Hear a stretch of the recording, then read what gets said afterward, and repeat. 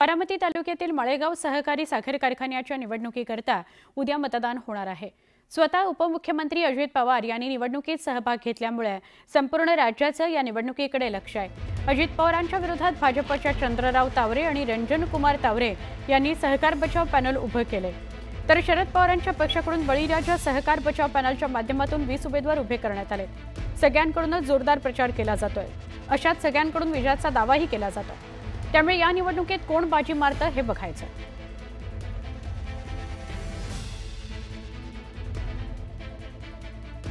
आमचे प्रतिनिधी जितेंद्र जाधव यांना अधिक विचारूया।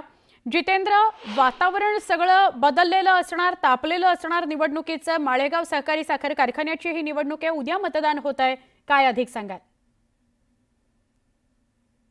सुवर्ण, अगदी खरे आपण बघतोय की एकंदरीत गेली 5 दिवस स्वतः उपमुख्यमंत्री हे बारामतीमध्ये तळ ठोकून आहेत आणि त्यांनी ही निवडणूक प्रतिष्ठेची केलेली आहे। आपण बघितलं की विरोधकांकडून आरोप करण्यात आला की जे व्यक्ती मुख्यमंत्री पदाच्या योग्यतेचे असताना त्यांनी माळेगाव कारखान्यामध्ये अर्ज का दाखल केला आणि त्यांना 5 वर्षासाठी चेअरमन पद का पाहिजेत असा देखील आरोप केला होता। आपण 2 दिवसापूर्वी देखील बघितलं की रात्री 11:30 वाजेपर्यंत जी पीडीसीसी बँक उघडी होती याच्यावर देखील विरोधकांकडून आरोप करण्यात आला होता की यांनी या ठिकाणी पैसे वाटपासाठी ही बँक चालू ठेवली होती। काल प्रचाराची सांगता झाली, या प्रचाराच्या सांगतामध्ये आरोप प्रत्यारोप झाले। अजित पवार गटाकडून सांगण्यात आलं की पुढील 5 वर्षासाठी सहकार टिकवण्यासाठी मीच तुमचं भलं करू शकतो असं देखील अजित पवार यांनी सांगितलेलं आहे। तर विरोधकांकडून आरोप करण्यात आला जी माळेगाव कारखान्यावर जी शिवतीर्थ मंगल कार्यालय त्या ठिकाणी मतमोजणी घेण्यात येणार होती, या ठिकाणची मतमोजणी जर कार्यकर्त्यांनी जल्लोष केला, फटाके उडवले तर जी कारखान्याच्या शेजारी जी बगॅस आहे त्याला धोका होऊ शकतो।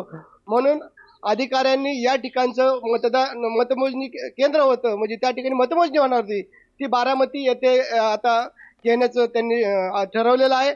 आणि म्हणून असं एकंदरीत आपण बघितलंय की एका बाजूला अजित पवार तर दुसऱ्या बाजूला सहकार बचावचे रंजन कुमार तावरे, चंद्रराव तावरे यांनी विरोधामध्ये पॅनल उभे केलेले, तर तिसऱ्या बाजूला जे शरद पवार गटाचे 20 उमेदवार बळीराजा पॅनलचे उभे केलेले आहेत।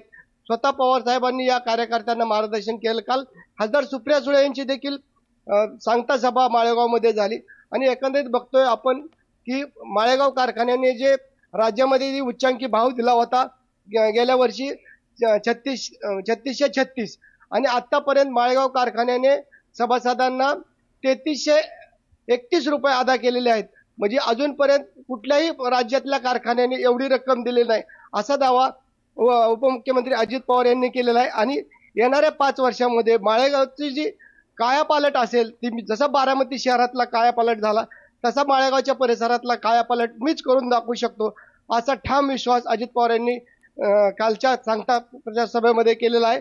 उद्या याकरता मतदान होणार आहे, 21 उमेदवार यामधून घेतले जाणार आहेत।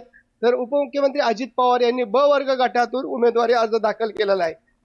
22 तारखेला मतदान झाल्यानंतर 24 तारखेला मतमोजणी होणार आहे, यामध्ये कोण बाजी मारतं हे आपल्याला पाहावं लागणार आहे। नक्की जितेंद्र, धन्यवाद माहिती दिल्याबद्दल। आणि मतदान जसं पार पडेल तिथलं काय वातावरण ते जाणून घेण्याकरता तुमच्याकडनं अधिक माहिती घेऊच।